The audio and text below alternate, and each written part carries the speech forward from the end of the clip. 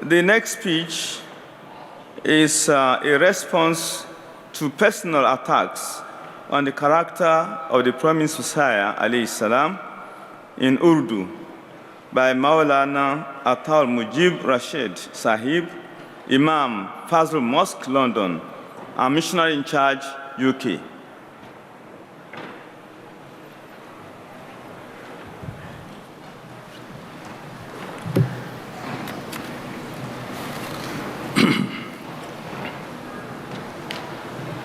أشهد أن لا إله إلا الله وحده لا شريك له وأشهد أن محمدًا عبده ورسوله أما بعد فأعوذ بالله السميع العليم من الشيطان الرجيم بسم الله الرحمن الرحيم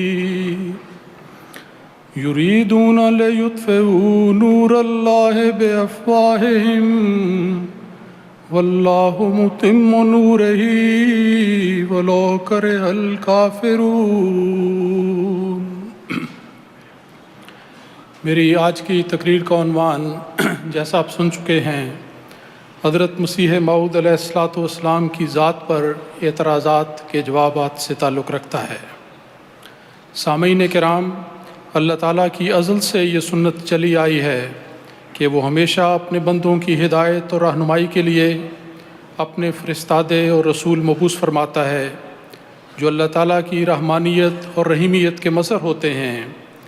دوسری طرف یہ بھی ایک حقیقت ہے کہ جب بھی دنیا میں کوئی نبی یا رسول آتا ہے دنیا کے لوگ بالعموم اس کا انکار کرتے اور اس کا مذاق اڑاتے ہیں. اللہ تعالیٰ فرماتا ہے یا حسرتاً علی العباد ما یاتیہم من رسول الا کانوا بہ یستہزئون. وائے افسوس دنیا کے لوگوں پر کہ جب بھی ان کے پاس خدا کی طرف سے کوئی رسول بھیجا جاتا ہے تو وہ اس کا انکار کرتے ہوئے اس سے ٹھٹھا کرنے لگتے ہیں. لیکن اس انکار اور استہزاء کے باوجود خدا کے نبی کا پیغام جو حق و صداقت پر مبنی ہوتا ہے بالآخر دنیا میں پھیلتا اور غالب آتا چلا جاتا ہے. جو آیت کریمہ شروع میں تلاوت کی گئی اس میں یہی مضمون بیان کیا گیا ہے. اللہ تعالیٰ نے فرمایا کہ مخالفین چاہتے ہیں کہ وہ اپنے منہوں کی پھونکوں سے اللہ کے نور کو بجھا دیں، حالانکہ اللہ ہر حالت میں اپنا نور پورا کرنے والا ہے خواہ کافر ناپسند کریں. حضرت مسیح موعود علیہ الصلوۃ والسلام پر اعتراضات کا سلسلہ آپ کی زندگی میں ہی شروع ہو گیا تھا. آپ نے ان اعتراضات کے جوابات ساتھ کے ساتھ اپنی کتب میں شائع فرمائے، مگر جھوٹ پر زندگی بسر کرنے والے نام نہاد علماء کا گروہ اپنی ڈگر پر قائم رہا اور ان اعتراضات کو نئے نئے رنگ دے کر بار بار دہراتا رہا. آج بھی اس دور میں آ کر تو ان علماء سو نے شرافت اور اخلاق کا جنازہ نکال دیا ہے. گوئبلز کے نقش قدم پر چلتے ہوئے اس دیدہ دلیری اور ڈھٹائی سے جھوٹ بولتے اور بولتے چلے جاتے ہیں کہ رسول پاک صلی اللہ علیہ وسلم کی اس حدیث کی صداقت آنکھوں کے سامنے آ جاتی ہے جس میں آپ نے 14ویں صدی کے ایسے علماء کو آسمان کے نیچے بدترین مخلوق قرار دیا. اور حضرت شیخ محی الدین ابن عربی نے اپنی کتاب فتوحات مکیہ میں فرمایا کہ آنے والے مسیح اور امام مہدی کی سب سے زیادہ مخالفت کرنے والے اس زمانے کے یہی خود ساختہ اور نام نہاد علماء ہوں گے. آج مسلمان شرفاء کی ایک بڑی تعداد ان کے جال میں پھنسی ہوئی ہے جن کو یہ لوگ جھوٹے اعتراضات کے ذریعے احمدیت کے آسمانی نور سے دور رکھنے میں کوشاں ہیں. جھوٹ کو شیر مادر کی طرح پینے والوں نے تو اپنے دلوں پر، اپنے کانوں پر اور اپنی آنکھوں پر ضلالت اور تکذیب کے پردے ڈال رکھے ہیں. خدا ان کو بھی ہدایت دے. لیکن آج ہمارے اولین مخاطب وہ شریف النفس مسلمان بھائی ہیں جو سچے دل سے حق کے متلاشی ہیں اور یہ جاننا چاہتے ہیں کہ جو اعتراضات حضرت بانی سلسلہ عالیہ احمدیہ پر کیے جاتے ہیں ان کی اصل حقیقت کیا ہے. اعتراضات کی طرف جانے سے قبل یہ نکتہ قابل توجہ ہے کہ مخالفین کا یہ کہنا کہ چونکہ حضرت مرزا غلام احمد قادیانی علیہ السلام پر بے شمار اعتراضات کیے جاتے ہیں اس وجہ سے وہ اپنے کسی بھی دعوے میں سچے نہیں. سوال یہ ہے کہ جن گزشتہ نبیوں کو یہ مخالفین سچا سمجھتے ہیں اور من جانب اللہ یقین کرتے ہیں کیا ان کی زندگیاں مخالفین کے اعتراضات سے محفوظ تھیں؟ اگر نہیں، اور یقیناً نہیں، تو پھر وہ کیسے کہہ سکتے ہیں کہ چونکہ حضرت مسیح موعود علیہ السلام پر اعتراضات ہوتے ہیں اس لیے وہ اپنے دعوے میں سچے نہیں؟ حق یہ ہے کہ محض اعتراض کا ہونا کسی سچے کی صداقت کو داغدار نہیں کرتا۔ تاریخ عالم گواہ ہے کہ دنیا میں آنے والا ہر سچا نبی مخالفین کے اعتراضات کا نشانہ بنا۔ اگر مخالفین کے سب اعتراض کے باوجود گزشتہ سب نبی سچے تھے اور یقیناً سچے تھے، تو اسی اصول کے مطابق بانی جماعت احمدیہ حضرت مسیح موعود علیہ السلام بھی مخالفین کی ہر ہرزہ سرائی کے باوجود اللہ تعالیٰ کے ایک سچے نبی ثابت ہوتے ہیں، اور آپ کی صداقت غیر معمولی شان کے ساتھ ثابت ہوتی ہے۔ حضرت مسیح پاک علیہ السلام نے خوب فرمایا کہ میں بار بار کہتا ہوں کہ اگر یہ تمام مخالف مشرق اور مغرب کے جمع ہو جائیں تو میرے پر کوئی ایسا اعتراض نہیں کر سکتے کہ جس اعتراض میں گزشتہ نبیوں میں سے کوئی نبی شریک نہ ہو۔ سیدنا حضرت اقدس مسیح موعود علیہ السلام کی ذات اقدس پر کیے جانے والے اعتراضات پر ایک اجمالی نظر کی جائے تو یہ بات کھل کر سامنے آتی ہے کہ یہ اعتراضات ہرگز سچائی اور دیانتداری پر مبنی نہیں، بلکہ ان کے پیچھے احمدیت کی اندھی عداوت، بغض اور شرارت کار فرما ہے۔ مخالفین احمدیت جب احمدیت کی تائید میں قرآن مجید اور احادیث نبویہ کے ٹھوس دلائل کے جوابات سے عاجز آ جاتے ہیں تو پھر حضرت مسیح موعود علیہ السلام کی ذات پر اعتراضات کرنا شروع کر دیتے ہیں۔ اس مذموم کوشش میں وہ قرآنی اصولوں سے ہٹ کر خود ساختہ معیاروں کو اپناتے ہیں، حوالہ جات میں تحریف کے علاوہ ان کو سیاق و سباق سے الگ کر کے پیش کرتے ہیں۔ مسیح پاک علیہ السلام کی اپنی بیان فرمودہ تشریحات کو پڑھنے کے باوجود اپنے جھوٹ پر ڈٹے رہتے ہیں، اعتراض کرتے ہوئے اس بات کی بھی قطعاً پرواہ نہیں کرتے کہ ان کی ذات قرآن مجید اور حبیب خدا محمد مصطفیٰ صلی اللہ علیہ وسلم پر پڑتی ہے۔ احمدیت کی روز افزوں ترقیات دیکھ کر ان کی حالت یہ ہو چکی ہے کہ مایوسی اور حسد کی آگ نے ان کا اندرونہ خاکستر کر دیا ہے۔ نہایت بے باکی اور گستاخی سے دن رات اپنے نامہ اعمال کو سیاہ کرتے چلے جا رہے ہیں۔ در حقیقت وہ اپنے عمل سے خدائی پکڑ کو دعوت دے رہے ہیں۔ احکم الحاکمین خدا ان کو ضرور پکڑے گا۔ ہم اپنے محبوبہ کا محمد عربی صلی اللہ علیہ وسلم کی اقتداء میں یہی کہتے ہیں کہ اللہم اہد قومی فإنہم لا یعلمون۔ حضرات، حضرت مسیح موعود علیہ السلام کے دعوی پر، آپ کے بیان کردہ عقائد پر، آپ کے الہامات پر، آپ کی پیشگوئیوں پر اور آپ کی تحریرات پر بے شمار اعتراضات کیے جاتے ہیں، لیکن تقریر کے موضوع اور وقت کی مناسبت سے میں صرف چند ایسے اعتراضات کو لوں گا جو آپ کی ذات اقدس سے تعلق رکھتے ہیں۔ ایک اعتراض آپ کے نام کے حوالے سے کیا جاتا ہے کہ آپ کا نام مرزا غلام احمد ایک مرکب نام ہے جبکہ نبی کا نام مفرد ہونا لازمی ہے۔ یہ اعتراض ایک خود ساختہ اصول پر مبنی ہے جس کا ذکر نہ قرآن مجید میں ہے اور نہ حدیث میں۔ ظاہر ہے کہ محض حضرت مسیح موعود علیہ السلام کی مخالفت میں تراشے گئے اس اعتراض کی کوئی بھی حیثیت نہیں۔ ویسے بھی یہ بات سوچنے کی ہے کہ بھلا نبی کے نام کے مرکب یا مفرد ہونے سے اس کی نبوت یا اس کی صداقت کا کیا تعلق؟ علاوہ ازیں واقعاتی طور پر بھی یہ بات بالبداہت غلط ہے۔ کیا 1,24,000 پیغمبروں میں سے ہر ایک کا نام مفرد تھا؟ ہرگز نہیں۔ حقیقت یہ ہے کہ قرآن مجید میں جن انبیاء کے نام واضح طور پر مذکور ہیں وہ بھی سب مفرد نہیں۔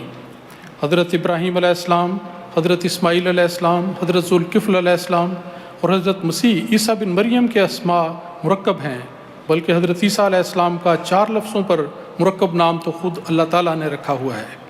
یہ بھی یاد رہے کہ حضرت مسیح موعود علیہ السلام کا امتیازی نام احمد ہے اور اللہ تعالیٰ نے بھی الہامات میں آپ کو یا احمدوں کے الفاظ سے مخاطب فرمایا ہے۔ ایک اعتراض آپ پر یہ کیا جاتا ہے کہ آپ نے ملازمت اختیار کی، جبکہ یہ بات شان نبوت کے خلاف ہے۔ اس اعتراض کی بنیاد بھی ایک خود ساختہ اصول ہے۔ مخالفین نے یہ بات کہاں سے بنا لی کہ نبی کے لیے ملازمت اختیار کرنا جائز نہیں؟ قرآن اور حدیث میں تو ایسا کوئی ذکر نہیں ملتا، بلکہ دیکھا جائے تو قرآن و حدیث میں اس کی تردید میں معین مثالیں نظر آتی ہیں۔ حضرت یوسف علیہ السلام کے نوکری کرنے کا ذکر قرآن مجید میں ملتا ہے، بلکہ اس حد تک ذکر ہے کہ عزیز مصر کی طرف سے ملازمت کی پیشکش ہونے پر خود اپنی خواہش سے مالیات کے شعبے کا انتخاب کیا۔ دوسری مثال حضرت موسیٰ علیہ السلام کی ہے۔ انہوں نے اپنے خسر کے ملازم کے طور پر 8-10 سال تک بکریاں چرانے کا معاہدہ کیا اور پھر اس کو پورا کیا۔ اور سب سے بڑھ کر یہ کہ ہمارے آقا و مولا حضرت محمد مصطفیٰ صلی اللہ علیہ وسلم بھی دعوی نبوت سے قبل حضرت خدیجہ رضی اللہ تعالیٰ عنہ کے تجارتی اموال کی نگرانی فرماتے رہے۔ علاوہ ازیں چھوٹی عمر میں معمولی معاوضہ لے کر اہل مکہ کی بکریاں چرایا کرتے تھے۔ یہ حدیث بخاری شریف میں ان الفاظ میں مذکور ہے کہ کنت اراھا علی قراریتا لأہل مکہ تھا۔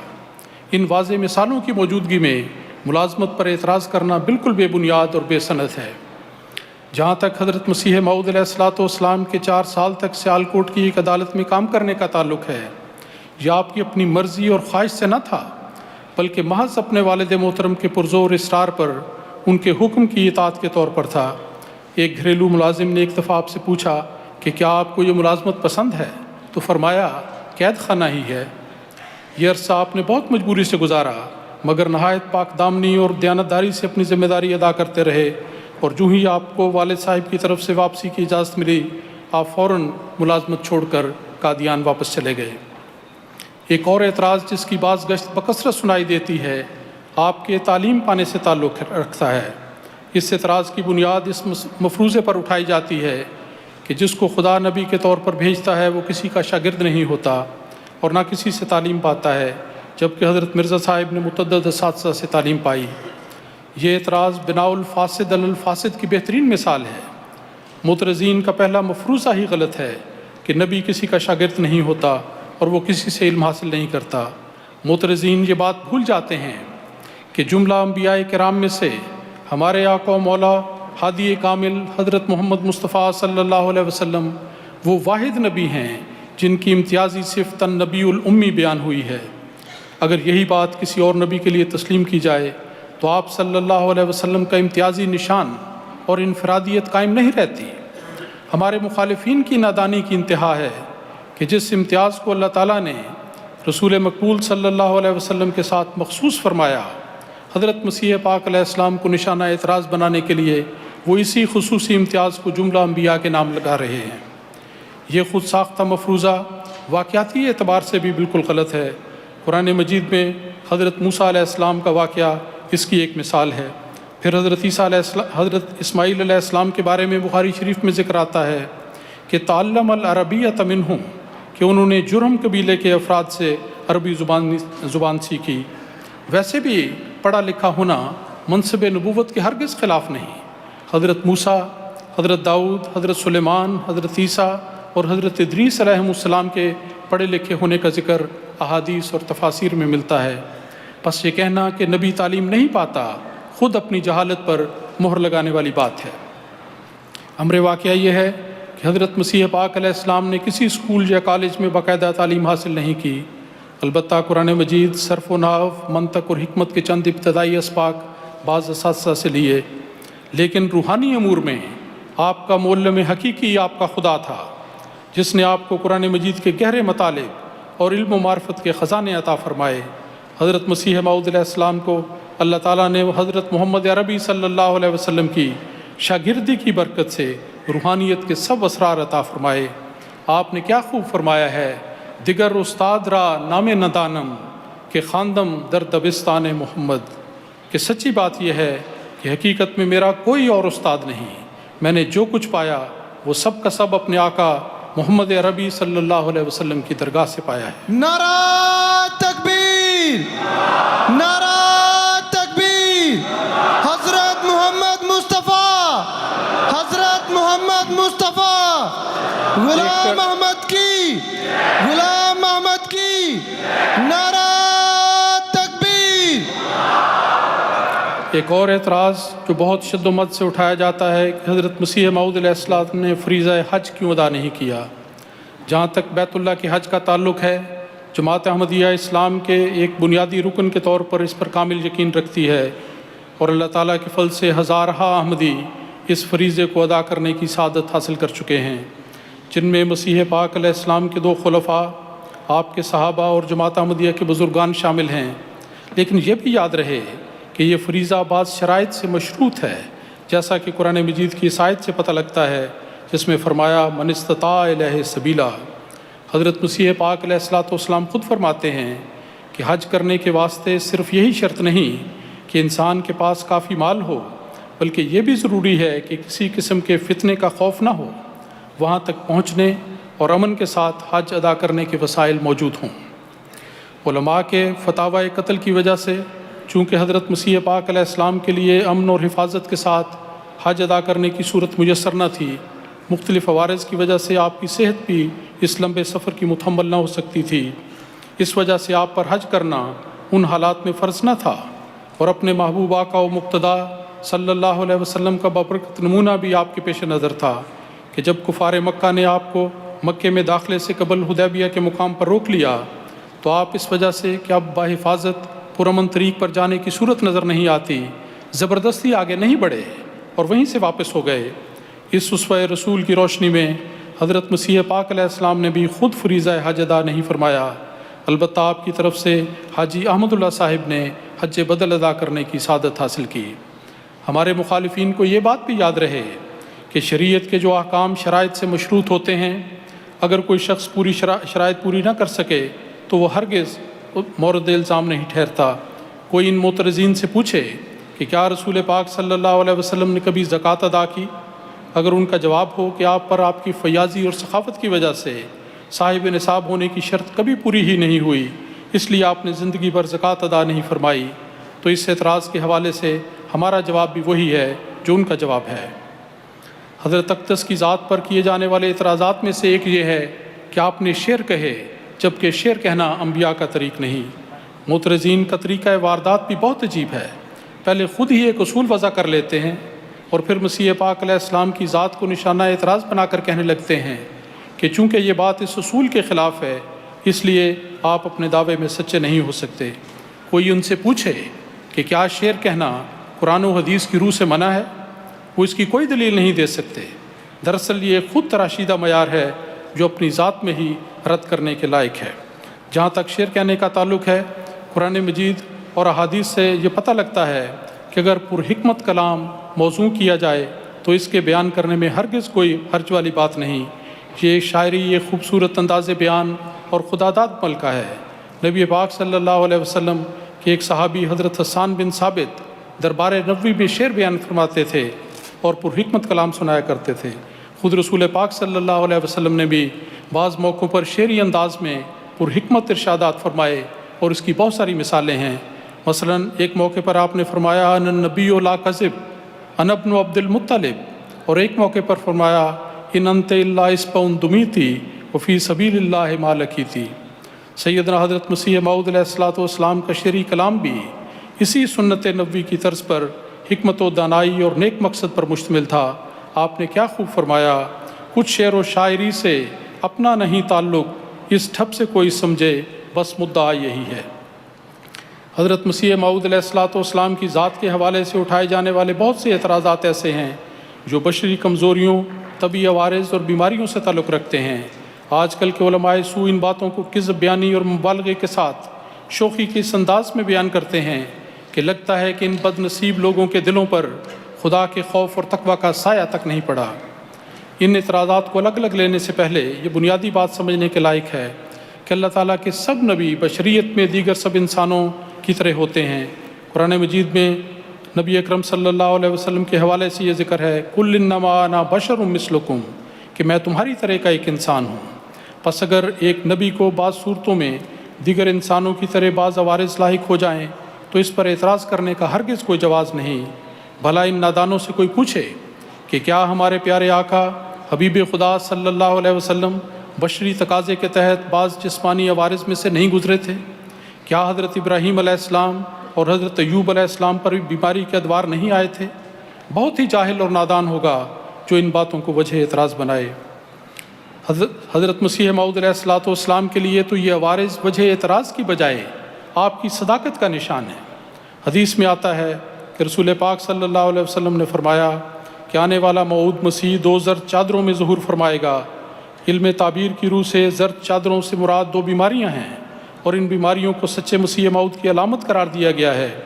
آپ نے خود وضاحت فرمائی کہ ان میں سے ایک بیماری دوران سر کی تکلیف ہے اور دوسری ذیابیطس کی بیماری ہے۔ پس حدیث نبوی کی روح سے جو بات دلیل ہے آپ کی صداقت کی، اس پر معترضین کا اعتراض کرنا خود ان کی لا علمی اور نادانی نہیں تو اور کیا ہے؟ کیا یہ اعتراض اصدق الصادقین کی سچی پیشگوئی کا کھلم کھلا انکار نہیں؟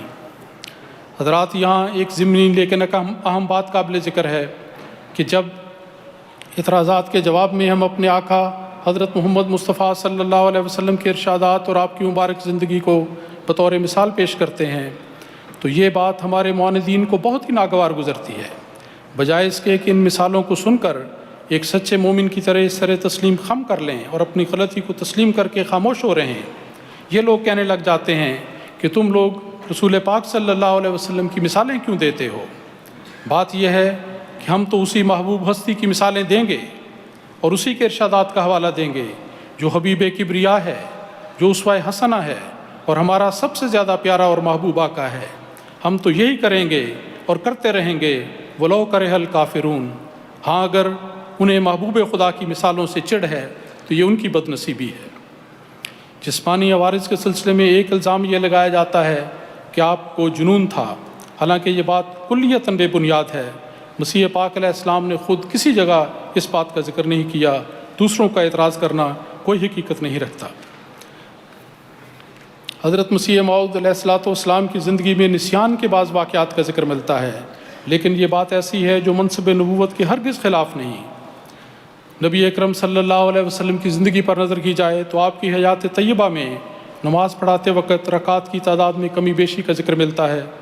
حضرت عائشہ صدیقہ رضی اللہ تعالیٰ عنہ نے روایت کی ہے کہ کئی دفعہ آپ کو خیال گزرتا کہ آپ نے گویا کوئی کام کر لیا ہے، حالانکہ آپ نے نہ کیا ہوتا۔ خود رسول پاک صلی اللہ علیہ وسلم نے فرمایا کہ انما انا بشر انسا کما تنسون، کہ میں بھی تمہاری طرح انسان ہوں، بعض اوقات بھول جاتا ہوں۔ بس اس بات کو وجہ اعتراض بنانا محض تعصب اور نادانی ہے۔ سامعین کرام، مخالفین احمدیت کے بے بنیاد اعتراضات کے تناظر میں سب سے اہم اور قابل غور بات یہ ہے کہ بشری عوارض کے باوجود اللہ تعالیٰ نے اپنے پیارے مسیح اور مہدی کو کس طرح غیر معمولی رنگ میں فعال اور مفید زندگی گزارنے کی توفیق عطا فرمائی۔ جس طرح حضرت مسیح موعود علیہ السلام نے اپنی ساری زندگی کا ایک ایک لمحہ خدمت اسلام میں بسر کیا، آخری بیماری کے دوران بھی آپ نے اپنے تصنیف کے سلسلے کو جاری رکھا۔ یہ اس بات کی دلیل ہے کہ اللہ تعالیٰ نے ہر قدم پر آپ کی تائید و نصرت فرمائی۔ کیا یہ سب امور خدائے بزرگ و برتر کی طرف سے آپ پر غیر معمولی فضل اور آپ کی صداقت کا روشن نشان نہیں ہے؟ اسلامی تعلیم تو یہ ہے کہ ہمیشہ دوسروں کی نیکیوں اور خوبیوں کی تلاش میں رہو، لیکن مخالفین احمدیت اس خدائی حکم کے بالکل برعکس حضرت مسیح پاک علیہ السلام کی زندگی کے ایک ایک گوشے میں جھانک کر خرابیوں اور قابل اعتراض باتوں کی تلاش میں رہتے ہیں، اس مکھی کی طرح جو اچھی، صاف اور پاکیزہ چیزوں کو چھوڑ کر غلاظت کی طرف جاتی ہے۔ ظاہر ہے کہ تعصب کی آنکھ سے دیکھنے والوں کو ہر بات قابل اعتراض نظر آتی ہے، جبکہ حقیقت یہ ہے کہ اللہ تعالیٰ نے اپنے وعدے کے مطابق حضرت مسیح موعود علیہ السلام کو ایسی حیات طیبہ عطا فرمائی جس کو آپ نے ایک عظیم الشان دلیل کے طور پر پیش فرمایا، اور آپ نے فرمایا کہ تم کوئی عیب، افتراء یا جھوٹ یا دغا کا میری پہلی زندگی پر نہیں لگا سکتے، تا تم یہ خیال کرو کہ جو شخص پہلے سے جھوٹ اور افتراء کا عادی ہے یہ بھی اس نے جھوٹ بولا ہوگا۔ کون تم میں ہے جو میری سوانح زندگی پر کوئی نکتہ چینی کر سکتا ہے؟ بس یہ خدا کا فضل ہے کہ جو اس نے ابتدا سے مجھے تقویٰ پر قائم رکھا، اور سوچنے والوں کے لیے یہ ایک دلیل ہے۔ آپ کی بزرگی، آپ کی پاکیزگی کے بے شمار حوالے ہیں جو پیش کیے جا سکتے ہیں، اور یہ منہ بولتی گواہیاں ہیں جو آپ کی صداقت اور پاک زندگی پر گواہ ہیں اور مخالفین کے سب اعتراض کا منہ توڑ جواب ہیں۔ حضرت مسیح موعود علیہ السلام کی زندگی بہت سادگی کے انداز میں تھی، رسول پاک صلی اللہ علیہ وسلم کے انداز میں آپ کے پیچھے چلتے ہوئے، اور اس وجہ سے چھوٹی چھوٹی باتیں ان کی طرف آپ کا دھیان نہیں ہوتا تھا، اور مخالفین اپنی کم ظرفی کی بنا پر مثلاً اگر جوتا الٹے پاؤں میں پہنا گیا یا بٹن اوپر نیچے لگ گئے تو ان چھوٹی چھوٹی باتوں کو جو اہل اللہ کے نزدیک کوئی حیثیت نہیں رکھتی وجہ اعتراض بنا لیتے ہیں، حالانکہ یہ بات بالکل بے حقیقت ہے اور اس میں کوئی بھی سند نہیں۔ ان چھوٹے چھوٹے اعتراضات کو چھوڑتے ہوئے اگر آخر میں ہم دیکھیں کہ نبی حضرت مسیح موعود علیہ السلام کے وصال کے حوالے سے جو اعتراضات کیے ہیں ان کو ہم لیتے ہیں۔ ایک اعتراض یہ کیا جاتا تھا کہ آپ نے کہا کہ ہم مکے میں مریں گے یا مدینے میں، لیکن ایسا نہیں ہوا، حالانکہ مسیح پاک علیہ الصلوۃ والسلام نے خود اپنے الفاظ میں اس کی وضاحت کر دی ہے۔ جہاں اس الہام کا ذکر ہے وہیں اس کی وضاحت ہے، لیکن اس وضاحت کو دیکھے بغیر مخالفین اس بات کا اعتراض کرتے چلے جاتے ہیں۔ اس کا جواب اصل میں یہ ہے کہ قبل از موت فرمایا گیا تھا کہ مکی فتح نصیب ہوگی، اور دوسرے معنی یہ تھے کہ قبل از موت مدنی فتح نصیب ہوگی، خود بخود لوگوں کے دل ہماری طرف مائل ہوتے چلے جائیں گے۔ پھر ایک یہ اعتراض کیا گیا کہ آپ کی عمر 80 سال ہوگی، جبکہ 80 سال نہیں ہوئی، حالانکہ الہام کے الفاظ کو دیکھیں جس میں فرمایا گیا سمانین ہولن اور قریبا من ذالک، کہ تیری عمر 80 سال یا اس کے قریب ہوگی، اور ایک دوسرے الہام میں یہ وضاحت بھی کی گئی کہ 80 یا اس پر 5-4 زیادہ یا 5-4 کم، اور حقیقت یہ ہے کہ اس الہام کے عین مطابق حضرت مسیح موعود علیہ الصلوۃ والسلام کا وصال 75-76 سال کی عمر میں ہوا۔ تو پھر ایک اور اعتراض آپ کی وفات کی جگہ کے حوالے سے کیا جاتا ہے، جو سرتاپا جھوٹ اور بے بنیاد ہے۔ اس کا مختصر جواب قرآنی الفاظ میں یہ ہے کہ ھذا بہتان عظیم اور لعنت اللہ علی الکاذبین۔ کسی بھی واقعے میں چشمدید گواہوں کی شہادت کی اولیت قانون کی دنیا میں ایک مسلم اصول ہے۔ حضرت اقدس کے بستر علالت پر وصال اور اس وقت کی کیفیت کے بارے میں خاندان کے بزرگ افراد اور صحابہ کرام کی عینی گواہیاں پوری تفصیل کے ساتھ تاریخ احمدیت میں مذکور ہیں اور اس وقت سے شائع شدہ ہیں۔ اس کے باوجود جھوٹ اور افتراء کی نجاست پر منہ مارنے والوں پر رسول مقبول صلی اللہ علیہ وسلم کا یہ ارشاد صادق آتا ہے کہ کفا بالمرء کذبا ان یحدث بکل ما سمع، کہ کسی کے جھوٹے ہونے کا یہ ثبوت بہت کافی ہے کہ وہ ہر سنی سنائی بات کو آگے بیان کرتا چلا جاتا ہے۔ بس یہ افتراء کرنے والے بھی جھوٹے ہیں اور اس افتراء کو آگے پھیلانے والے بھی جھوٹے ہیں۔ جہاں تک اس سوال کا تعلق ہے کہ آپ کا وصال کس بیماری میں ہوا، یہ الزام بالکل بے بنیاد ہے کہ آپ کا وصال ہیضے کی وجہ سے ہوا، بلکہ اس وقت کے جو معالجین موجود تھے ان کے تحریری سرٹیفکیٹ کے مطابق آپ کا وصال اسہال سے ہونے والی اعصابی کمزوری کی وجہ سے تھا، نہ کہ ہیضے کی وجہ سے۔ اور اس کا واقعاتی ثبوت یہ ہے کہ حضرت مسیح موعود علیہ الصلوۃ والسلام کا جنازہ ٹرین میں رکھ کر لاہور سے روانہ ہوا، اور یہ اس بات کا ثبوت ہے کہ آپ کی وفات ہیضے سے نہیں بلکہ اسہال کی وجہ سے ہوئی اور اعصابی کمزوری کی وجہ سے۔ حضرات، چند اہم اعتراضات کے مختصر جوابات تو ہو چکے، لیکن سب اعتراضات کا ایک اصولی اور منطقی جواب یہ ہے جو میں عرض کرنا چاہتا ہوں۔ حضرت اقدس مسیح موعود علیہ الصلوۃ والسلام کی ذات اقدس پر نئے سے نئے اعتراض کرنے والوں، ذرا اس بات پر تو غور کرو کہ جو وجود تمہاری کوتاہ نگاہوں میں قابل اعتراض ہے اور تمہاری نظر میں اس قابل نہیں کہ منصب نبوت پر فائز ہو، کیا اللہ تعالیٰ کی نظر میں بھی وہ ایسا ہی تھا؟ نہیں، بلکہ تمہارے خیالات میں اور علام الغیوب خدا کے محبت پر سلوک میں ایک بیان فرق ہے جو اپنے اندر ایک اعجازی شان رکھتا ہے۔ مسیح پاک علیہ السلام کی ساری زندگی کتاب مفتوح کی طرح دنیا کے سامنے کھلی ہے۔ دنیا کے لوگوں نے آپ پر بے شمار اعتراضات کیے، لیکن دیکھنے والی بات یہ ہے کہ نتیجہ کیا ہوا، کون جیتا اور کون ہارا۔ روحانی بصیرت سے محروم لوگوں کے سوا ہر شخص پر یہ حقیقت آفتاب نصف النہار کی طرح واضح ہے کہ احمدیت کے سب دشمن سچے مسیح محمدی کے مقابل پر اپنی ساری تدبیروں میں خائب و خاسر رہے۔ ان کے سب عمائدین جن کو وہ پہاڑوں جیسی شخصیتوں سے تعبیر کرتے تھے، وہ سب ناکام و نامراد ہوئے۔ وہ سب مل کر بھی مسیح موعود علیہ السلام کے بڑھتے ہوئے قدموں کو نہ روک سکے۔ نعرہ تکبیر، نعرہ تکبیر، غلام احمد کی، غلام احمد کی، نعرہ تکبیر۔ اللہ تعالیٰ نے آپ سے فرمایا تھا کہ میں تجھے عزت و اکرام دوں گا اور تجھے عجیب طور پر بزرگی عطا کروں گا۔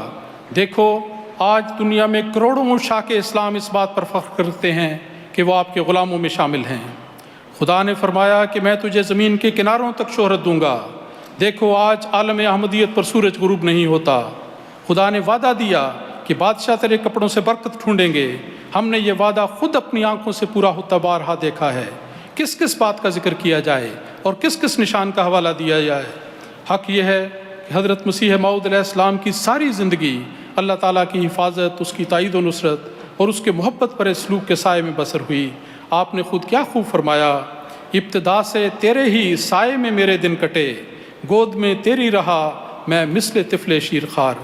جس شخص کی یہ کیفیت ہو اور ساری زندگی واقعاتی شواہد سے بھری پڑی ہو، کیا اس کے خلاف ان اعتراضات کا کوئی بھی عقلی جواز بن سکتا ہے؟ اے منکرو، اگر تمہارے دل میں ذرہ برابر بھی سچائی اور خدا کا خوف ہے تو سچ بتاؤ کہ کیا خدا تعالیٰ کا یہ محبت بھرا سلوک، ساری زندگی اس کی تائید و نصرت اور اللہ تعالیٰ کی یہ فعلی شہادت اس بات کا قطعی اور یقینی ثبوت نہیں کہ امام الزمان حضرت مسیح موعود علیہ الصلوۃ والسلام خدا کے سچے فرستادہ اور مؤید من اللہ تھے؟ اے مخالفو، پھر سوچو اور غور کرو کہ جب خدا تعالیٰ نے اپنے محبت بھرے سلوک اور مسلسل تائید و نصرت کے ذریعے آپ کی صداقت ثابت کر دی ہے، تو پھر تمہارے یہ سب اعتراضات خدا تعالیٰ کی فعلی شہادت کا کھلم کھلا انکار نہیں۔ مسیح موعود علیہ الصلوۃ والسلام کس تحدی اور جلال سے فرماتے ہیں کہ اس قدر نصرت کہاں ہوتی ہے ایک کذاب کی، کیا تمہیں کچھ ڈر نہیں ہے، کرتے ہو بڑھ بڑھ کے وار، ہے کوئی کاذب جہاں میں، لاؤ لوگو کچھ نذیر، میرے جیسی جس کی تائیدیں ہوئی ہوں بار بار۔ سامعین کرام، حضرت مسیح موعود علیہ الصلوۃ والسلام کی ذات بابرکات پر کیے جانے والے چند اعتراضات کے جوابات عرض کرنے کا موقع ملا۔ خدا کرے کہ یہ آواز ان لوگوں کے دلوں پر دستک دے جو نام نہاد علماء کے جھوٹے پروپیگنڈے کی وجہ سے ہدایت قبول کرنے سے رکے ہوئے ہیں، اور خدا کرے کہ یہ آواز ان معترضین کے ضمیر کو بھی جھنجھوڑنے میں کامیاب ہو سکے جو ظلمت اور گمراہی کی تاریک وادیوں میں بہت دور جا چکے ہیں۔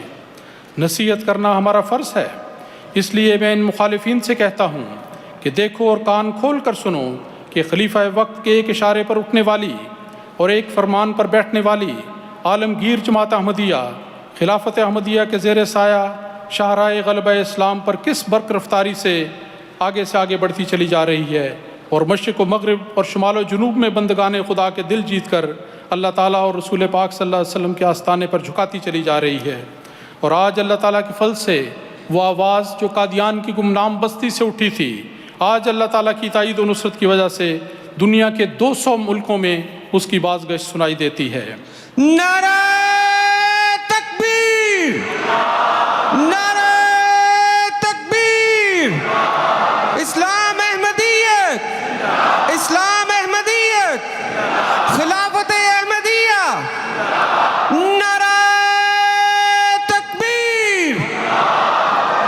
حضرات، میں اپنی تقریر کا اختتام سیدنا حضرت اقدس مسیح موعود علیہ الصلوۃ والسلام کے بابرکت الفاظ سے کرنا چاہتا ہوں، اور مخالفین سے یہ عرض کرنا چاہتا ہوں کہ ان کلمات پر اور اس انتباہ پر کان دھرو کہ یہ کلمات اس برگزیدہ فرستادہ کے ہیں جس کو خدا تعالیٰ نے رسول پاک صلی اللہ علیہ وسلم کی غلامی میں زمانے کا امام بنایا۔